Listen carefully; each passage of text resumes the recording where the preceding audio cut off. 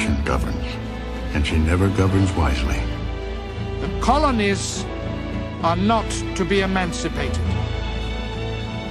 All men are created equal, victory or death.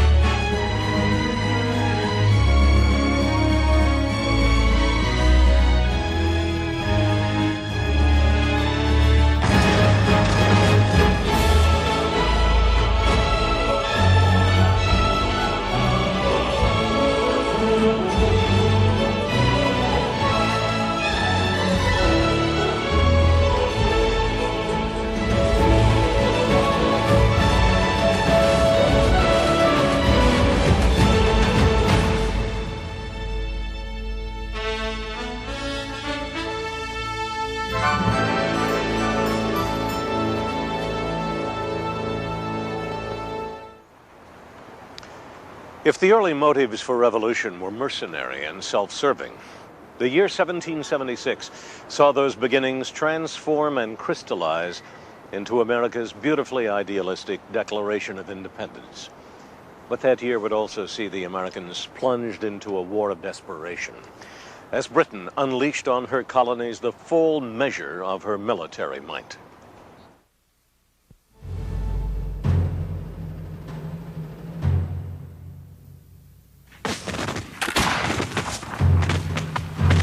At the same time, American rebels were fighting British regulars at the Battle of Bunker Hill. The Continental Congress was in session here at Philadelphia's Independence Hall, formerly Pennsylvania State House. John Adams believed he had the key to enticing an equivocal Congress into supporting the army that had formed around Boston. And the key was a man. I concluded with emotion that Congress would adopt the army at Cambridge and appoint a general.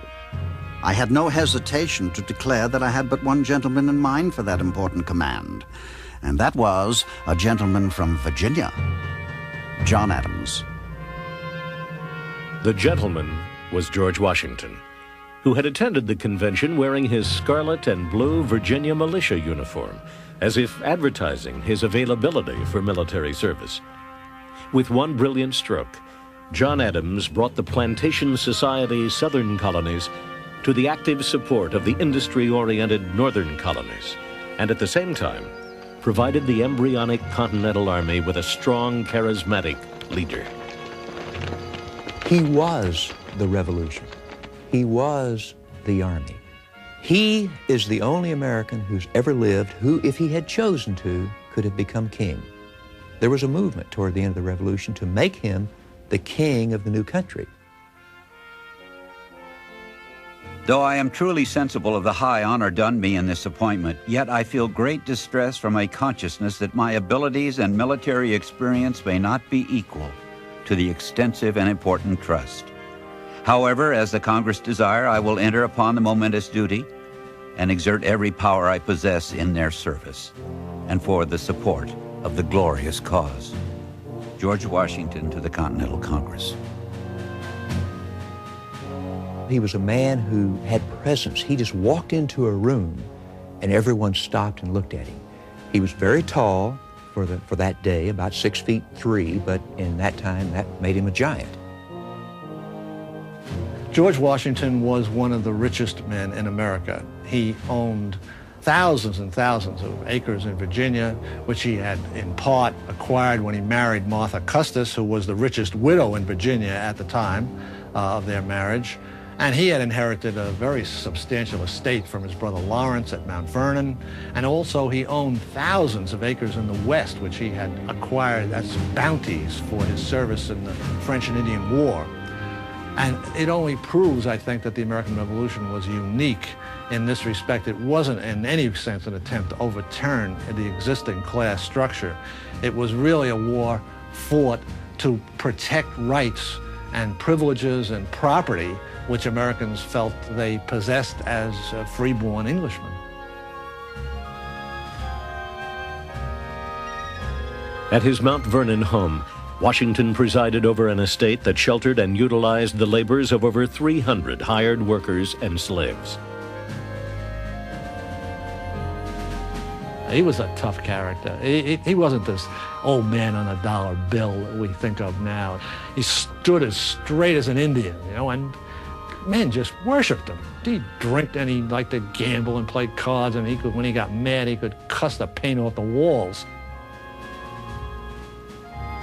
You had prepared me to entertain a favorable opinion of him, but I thought the one half was not told me. Dignity with ease and complacency, the gentleman and the soldier look agreeably blended in him. Modesty marks every line and feature in his face. Abigail Adams on meeting George Washington. Everyone said he was extraordinarily graceful, the best horseman of the day. He was powerful. He inherited his father's strength. He didn't speak a lot. He was very self-effacing for two reasons. One, that was just his personality. He was not a pushy person. The other is his teeth were very bad. Even as a young man, they were rotting out. And that always embarrassed him a little, so he kept his mouth shut. You see the paintings of him with his lips clenched together. My dearest, I am now set down to write you on a subject that fills me with inexpressible concern.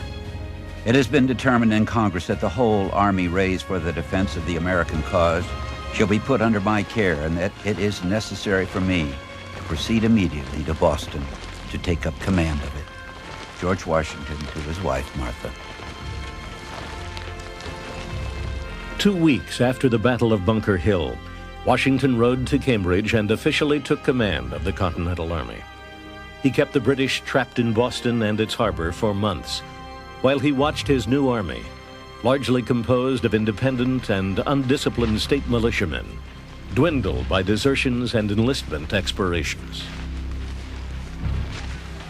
Such a dearth of public spirit and want of virtue, such a dirty mercenary spirit pervades the whole that I should not at all be surprised at any disaster that may happen. Could I have foreseen what I have and am likely to experience, no consideration upon earth should have induced me to accept this command.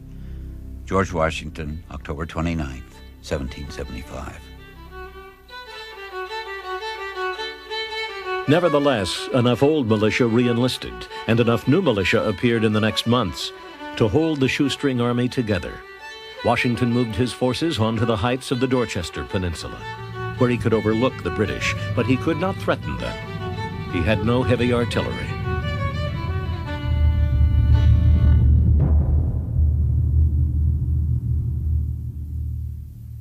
You can't begin to imagine the first 3 years of the war, 1775, 76, 77, without thinking of the two great heroes, the two men who between them kept that war alive, George Washington and Benedict Arnold.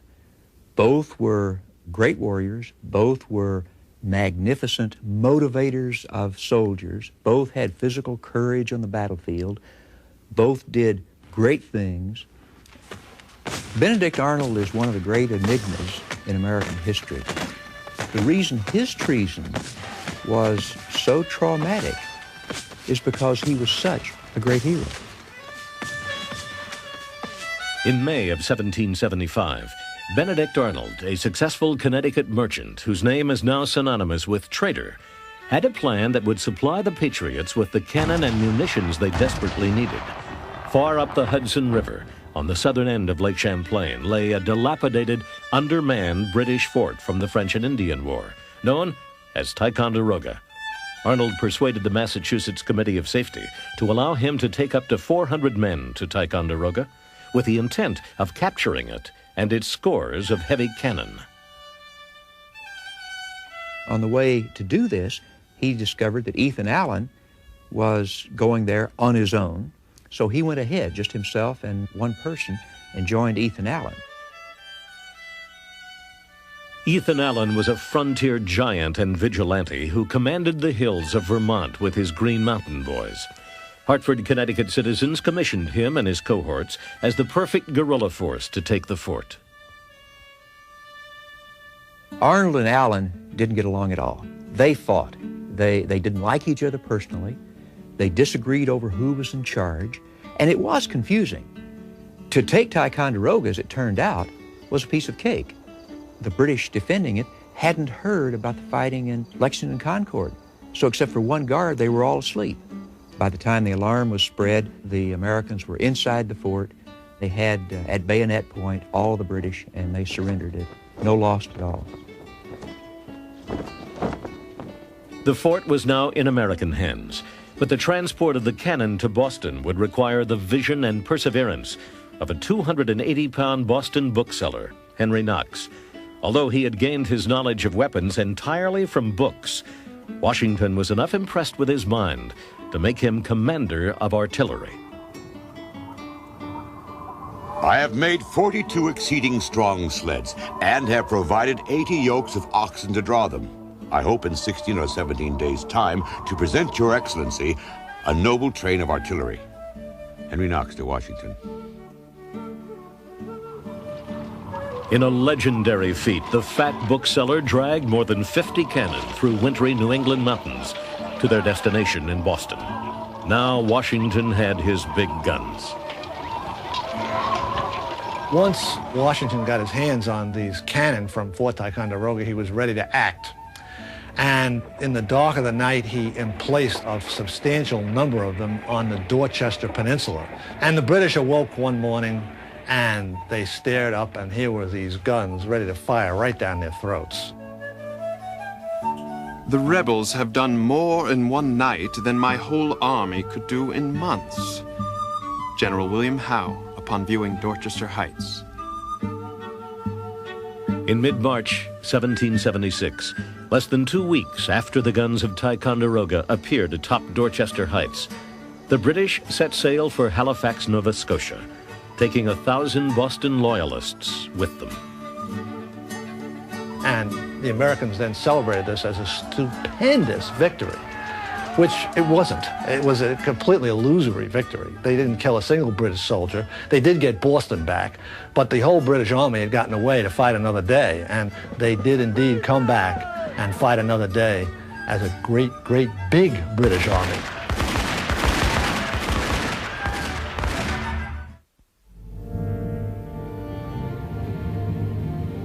Because 13 colonies became independent, there's a sort of sense of inevitability, as though the modern United States was an actual unit.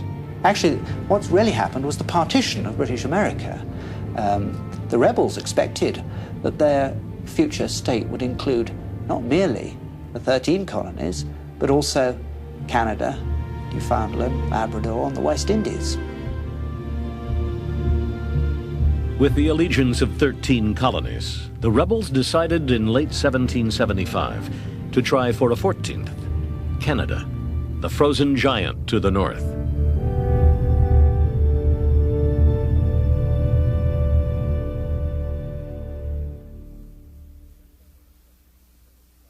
In September of 1775, General George Washington commissioned one of the heroes of Ticonderoga, Benedict Arnold, to travel to Canada through Maine with 1,100 troops and take the fortress city of Quebec. You are entrusted with the command of the utmost consequence to the liberties of America. Upon your conduct and courage, and that of the officers and soldiers detached on this expedition, not only the success of the present enterprise and your own honor, but the safety and welfare of the whole continent may depend. George Washington. Arnold would be part of a two-pronged attack. General Philip Schuyler and General Richard Montgomery would lead a force of 1,200 men from Fort Ticonderoga to Montreal, then push down the St. Lawrence to meet Arnold at Quebec. Though Montgomery's approach would prove to be difficult and dangerous, Arnold's march through the Maine wilderness would be epic.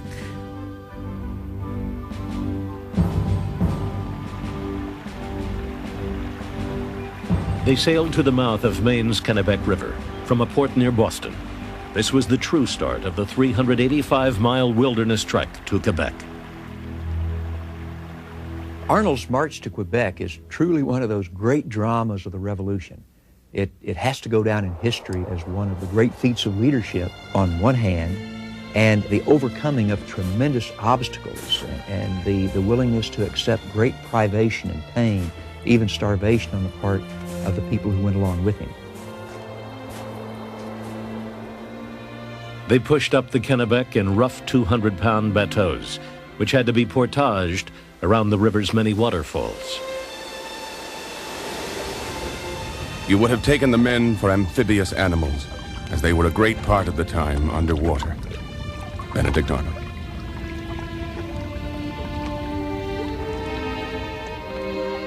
Breaking trail for Arnold was Daniel Morgan, portrayed here as an old man. At the time of the trek, he was in fact a 39-year-old, tough, wily frontier giant who had lost all the teeth on one side of his mouth when an Indian bullet passed through his neck 17 years earlier.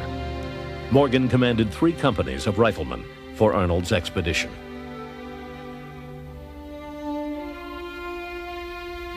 By the end of October, the northern winter was upon them, and their supplies had run out.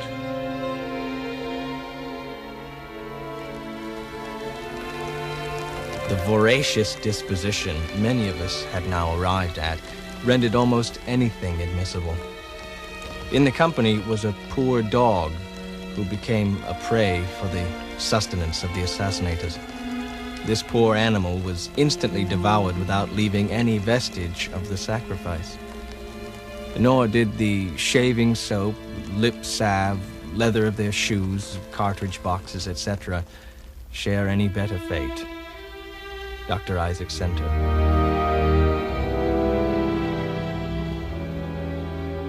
Half of them or more didn't make it. They died along the way of disease or starvation, or they gave up and went back.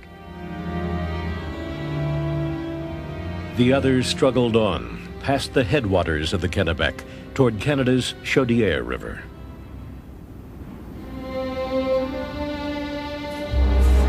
They wade through the mire to the foot of the next steep and gaze up at its summit, contemplating what they must suffer before they reach it. They attempted catching at every twig and shrub they can lay hold of. Their feet fly from them. They fall down to rise no more.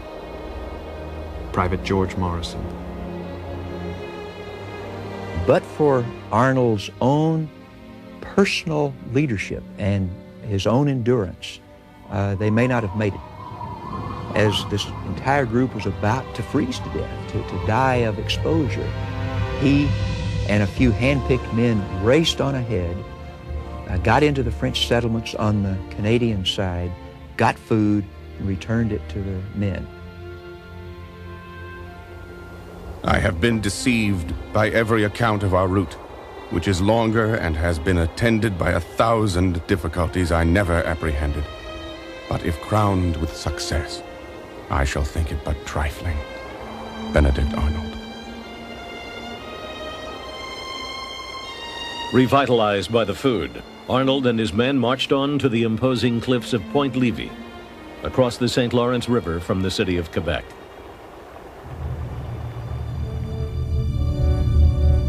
Canada really was a river, the St. Lawrence, and 2 cities, Montreal and Quebec.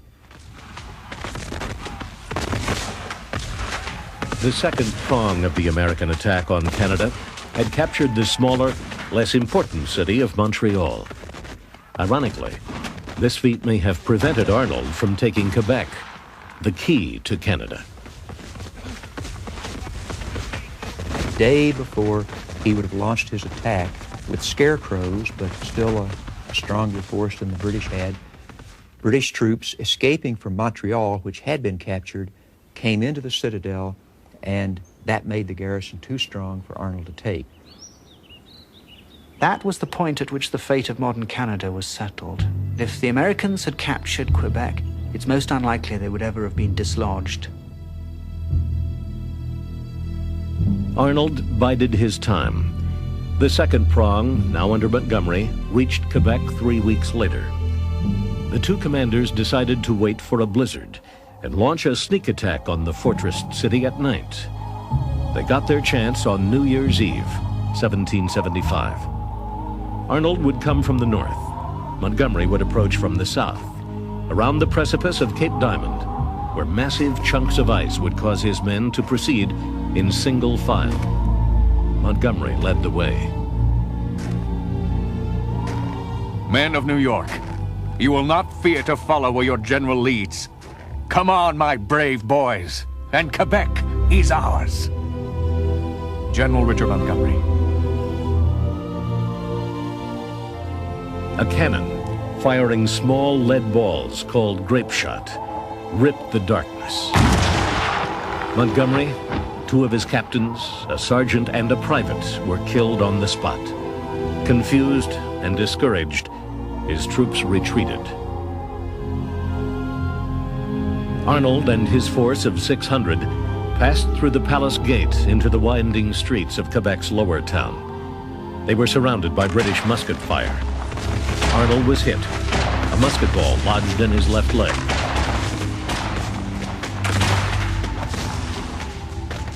The loss of blood rendered me very weak.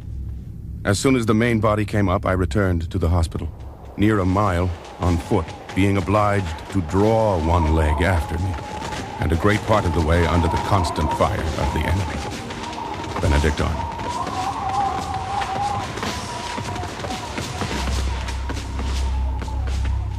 The command of the American forces now fell to Daniel Morgan. Through daring and fierce fighting, he took hundreds of prisoners. But after 3 hours of fighting, Morgan was still unaware of Montgomery's death.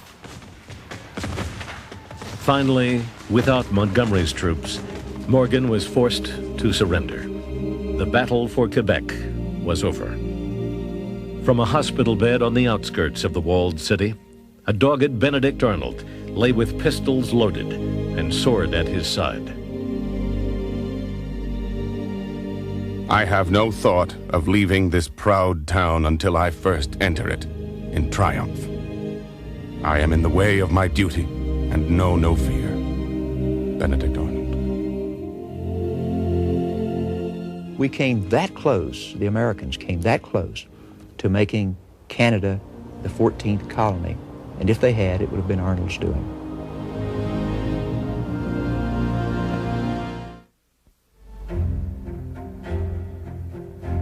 Upon his return to Philadelphia from England in May of 1775, Benjamin Franklin found the signs of war all about him. He devoted himself to the work of the Patriot cause. Benjamin Franklin was a very unlikely revolutionary. He was 70 years of age in 1776, an unusual age for a revolutionary. One doesn't usually think of men that old risking everything. We already had an international reputation, which none of the other revolutionaries had, and everything to lose, and what could he have gained? But he throws himself into it with the passion. His anger at the British government for humiliating him in 1774 led him to his patriot enthusiasm. At the same time, the rift between the old revolutionary and his loyalist son, William, continued to deepen. Franklin and his son, the governor, spent a whole night discussing the prospects of the revolution and emptying many bottles of Madeira in the process. It was Franklin's favorite drink. Franklin could not change his son's loyalty to England. The crown had given him respectability, and the son said that he would not espouse the revolution, that he was a servant of England, and thus he would remain. After this, the two men did not talk anymore until after the revolution. As governor of New Jersey, William Franklin became a loyalist leader. His revolutionary father became a member of a select 5-man committee responsible for drafting one of the most significant documents ever written.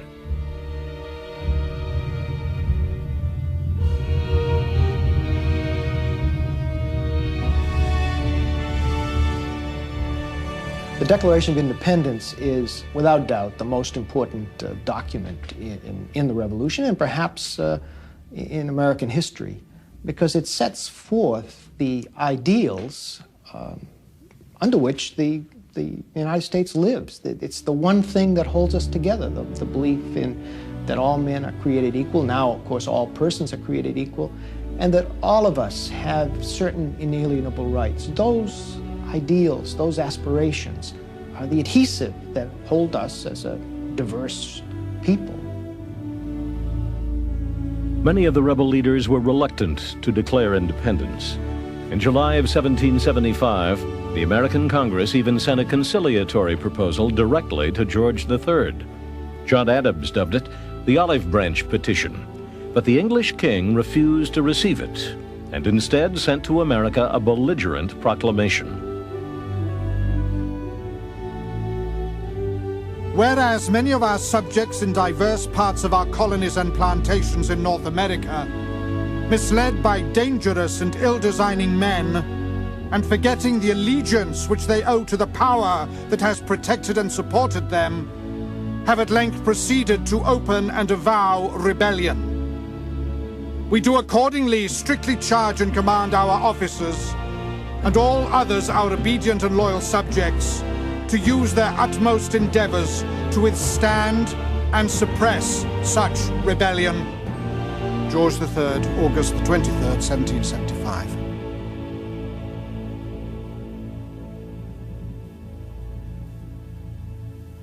The king was convinced, as most of his subjects were, that it was essential to retain control of the American colonies.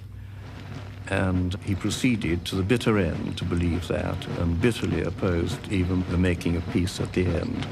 Indeed, there's a domino theory. If you let America go, everything else will fall. Canada will fall, the West Indian colonies will fall, and so on.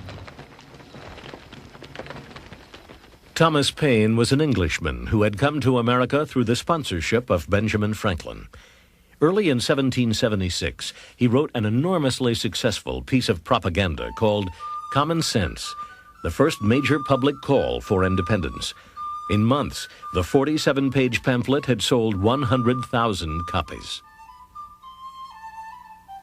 O ye that love mankind, ye that oppose not only the tyranny, but the tyrant, stand forth. Every spot on the world is overrun with oppression. Freedom has been hunted round the globe. Oh, receive the fugitive and prepare in time an asylum for mankind. Thomas Paine, 1776. Forward-thinking Abigail Adams saw in the climate of change a rare opportunity for her own sex.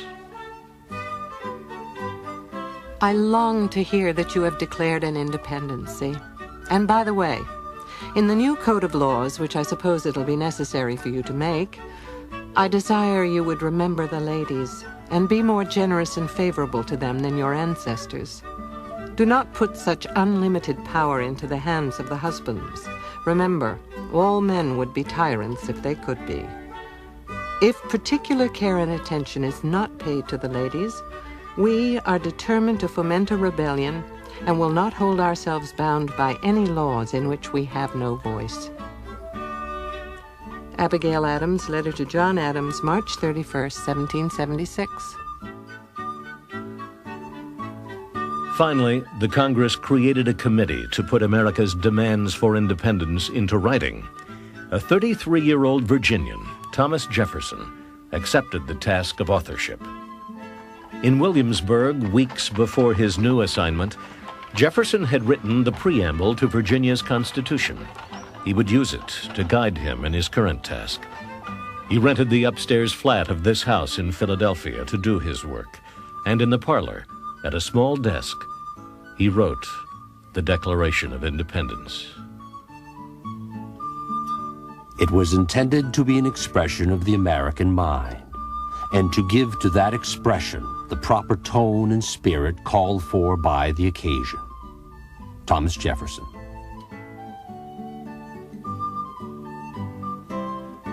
Jefferson believed Franklin should have written the Declaration, but the world-wise old diplomat shied away from such things. I have made it a rule, whenever in my power, to avoid becoming the draftsman of papers to be reviewed by a public body. Benjamin Franklin. Instead, Franklin tinkered with Jefferson's text. "We hold these truths to be sacred and undeniable" became "We hold these truths to be self-evident." The greatest tinkering, though, came from the Congress itself, in session at the Philadelphia State House. Jefferson's original draft contained a passionate condemnation of the slave trade. Jefferson was a slaveholder who hated slavery. He wanted to abolish it.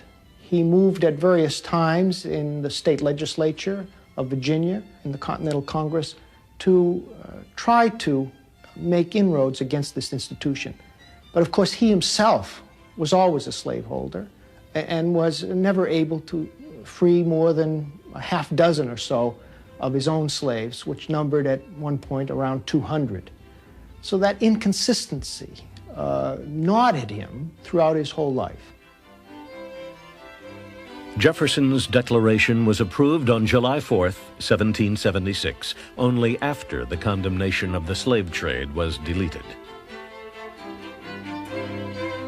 How is it that we hear the loudest yelps for liberty among the drivers of Negroes?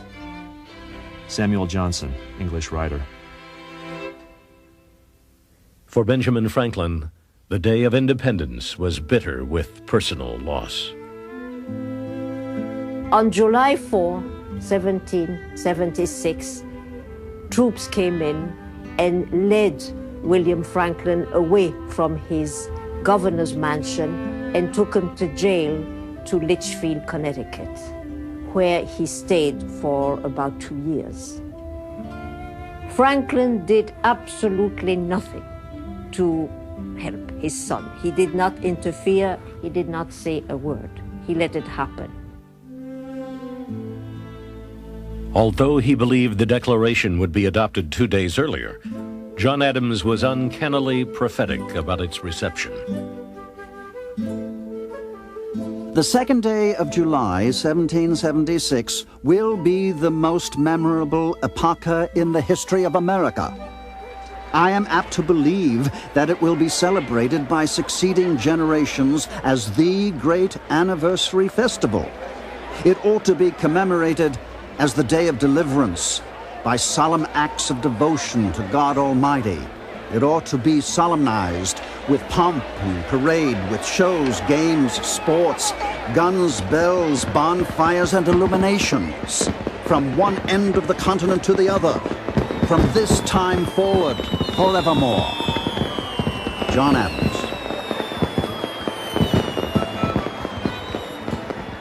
Even if the Congress didn't seem to remember the ladies, Abigail Adams was swept up in the euphoria of a new beginning.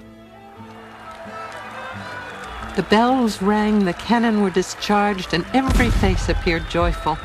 After dinner, the king's arms were taken down from the State House, and every vestige of him from every place, and burned. Thus ends royal authority in this state, and all the people shall say, Amen. Abigail Adams, on a reading of the Declaration at the State House in Boston. On July 9th, Washington had the Declaration read to his troops. He and his men now had an actual League of States to defend.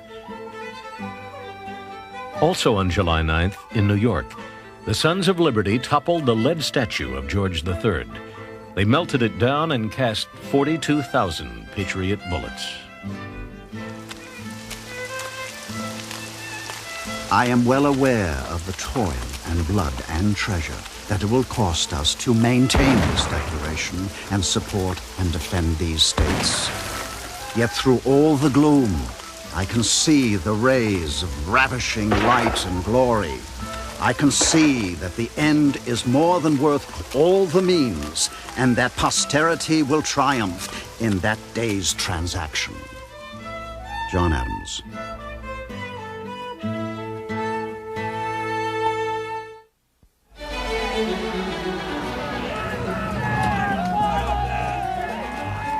After Washington and his cobbled-together army chased the British from Boston out of the 13 colonies to Halifax, Nova Scotia, Congress was elated.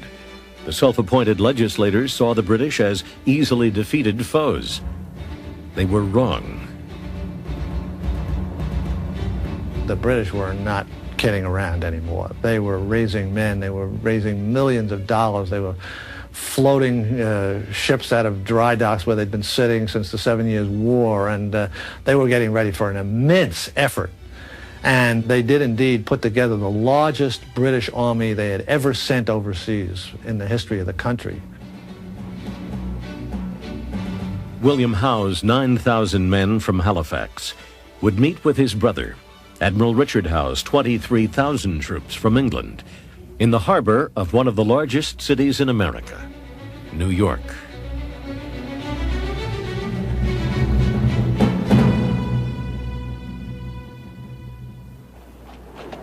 New York of 1776 was a city of 25,000 people. The city itself was a very busy seaport and a very prosperous city. It was almost all on the lower end of Manhattan Island. New York was really the key to the continent. It had this magnificent harbor that was ice-free almost the whole winter. Anybody who had New York was in a very good position to win the war, and the British could see that. So could Washington. Anticipating Howe's move, Washington marched the Boston Army to New York to join forces already there. By mid-year, he stood ready to meet any British advance with 23,000 men, almost two-thirds of them untrained state militia. The battles around New York really were a series of disasters for the Americans. It was just one defeat after another, retreat after another. And of course the militia proved to be totally undependable, and not only they wouldn't fight, but they went home in droves by the thousands. These guys just didn't feel the slightest need to stay. Nobody was going to shoot them or court-martial them or anything. They just picked up their guns and went home. When we see Washington in New York, we see him reaping the bitter fruits of the lies that the Americans told about Lexington and Concord. The idea that the simple farmers could leap from their fields and defeat these British regulars had more or less blocked Washington's proposal to the Continental Congress that he raise an army of 40,000 men for the duration of the war. No, no, no, the Continental Congress said to Washington. You can't have a big regular army. All you need is a relatively small regular army, and they can only serve for 1 year, because that's all a virtuous American can be expected to sign away his liberty for. Among those short-term recruits was lanky 15-year-old Joseph Plum Martin from Milford, Connecticut. But his 6-month enlistment would turn into 6 years, and he would see action in many of the major battles of the war. I have here an 1830 first printing of Joseph Plum Martin's book, which he called A Narrative of Some of the Adventures, Dangers, and Sufferings of a Revolutionary Soldier, written by himself.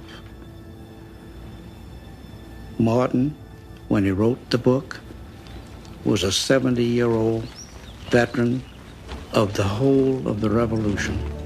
He is incredibly accurate. He's given us the only complete autobiography of a Continental soldier. Martin first snuffed a little gunpowder, as he phrased it, at the Battle of Long Island, when the British finally attacked and routed the Americans at Brooklyn Heights.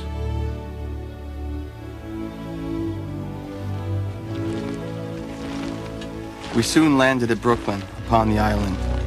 We now began to meet the wounded men, some with broken arms, some with broken legs, some with broken heads. Joseph Plum Martin.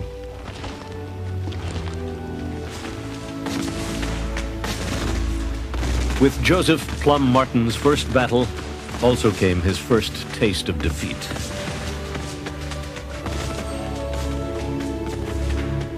Multitudes were drowned and suffocated in morasses, a proper punishment for all rebels. The island is ours, and we shall soon take New York, for the rebels dare not look us in the face. I expect the affair will be over this campaign, and we shall all return covered with American laurels, and have the cream of American lands allotted us for our services. A British officer after the Battle of Long Island.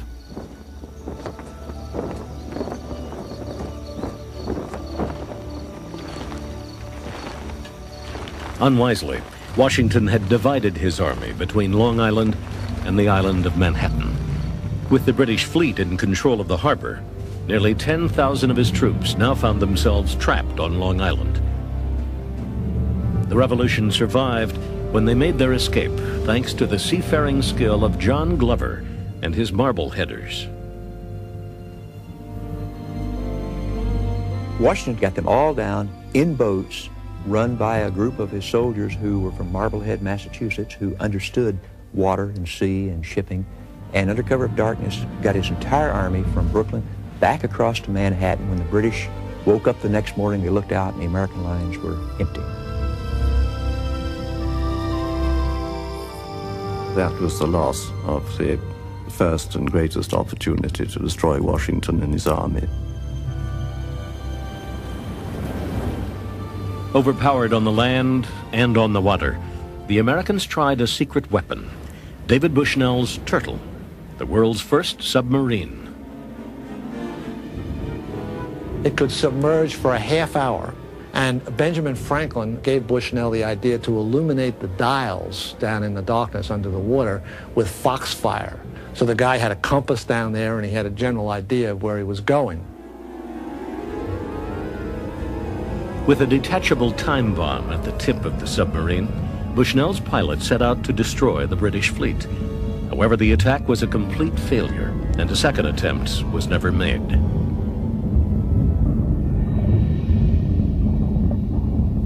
For 2 weeks, Howe refused to move on the Americans on Manhattan Island. Instead, he conducted peace talks at this home on Staten Island with Continental Congress representatives Benjamin Franklin and John Adams. During the peace conference, Franklin and John Adams shared a room. And it turned out that Franklin, who was a great fan of fresh air, wanted the window open, and Adams wanted the window closed. And they debated this for a long time. And Adams said that while Franklin was explaining to him the virtues of fresh air, he fell asleep. On Staten Island, Adams and Franklin were no better making peace with the British than they were making peace with each other. The talks broke down, and Howe moved again against Washington's army. This time, his troops came ashore at Kip's Bay on Manhattan. The Connecticut militia saw this armada of ships coming towards them, and as they got out of the boats with their bayonets ready, they just took off. They ran right by Washington and 42nd Street, and he couldn't believe his eyes. And he threw his hat on the ground, and he said, "Are these the men I'm supposed to defend America with?" Routed at Kip's Bay, Washington's army made their next stand in the naturally defensive terrain of Harlem Heights on northern Manhattan Island. When the British sighted the Americans, they sounded the call used by successful fox hunters. This humiliation may have prompted the Americans into their most successful engagement in New York, a draw. Such is my situation, that if I were to wish the bitterest curse to an enemy on this side of the grave, I should put him in my stead with my feelings. George Washington.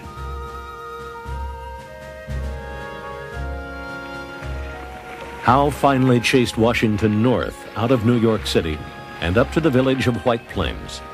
Here at the end of October, Washington would meet the British again.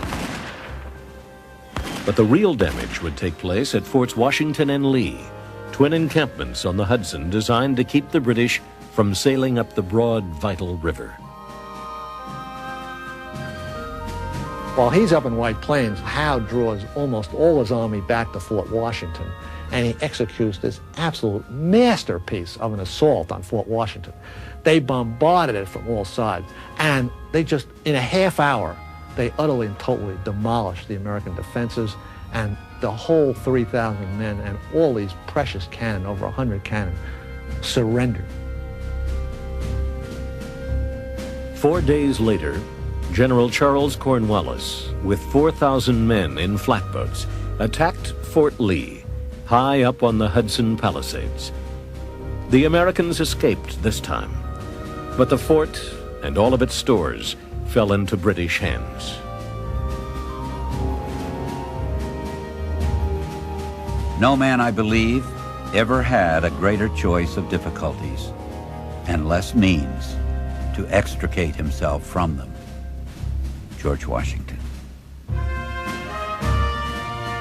By the end of 1776, New York, its harbor, and the vital Hudson River belonged to the British. With Washington's army shriveled to a few thousand men, American hopes were never fainter. In December, common sense author Thomas Paine wrote another brilliant piece of propaganda entitled The American Crisis. These are the times that try men's souls. The summer patriot will, in this crisis, shrink from the service of his country.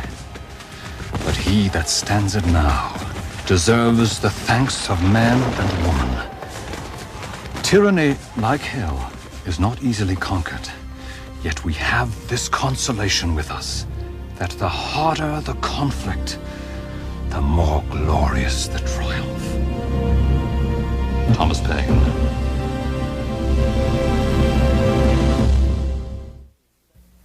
War in the 18th century has an almost leisurely feel by today's standards. The fighting stopped entirely for winters in cold climates. So on December 14th, General William Howe called for an end to his 1776 campaign and prepared for an enjoyable winter in captured New York City, just 100 miles from the rebel capital here in Philadelphia. In striking contrast, a desperate George Washington took his threadbare army into the rugged New Jersey and Pennsylvania countryside to wait and to survive.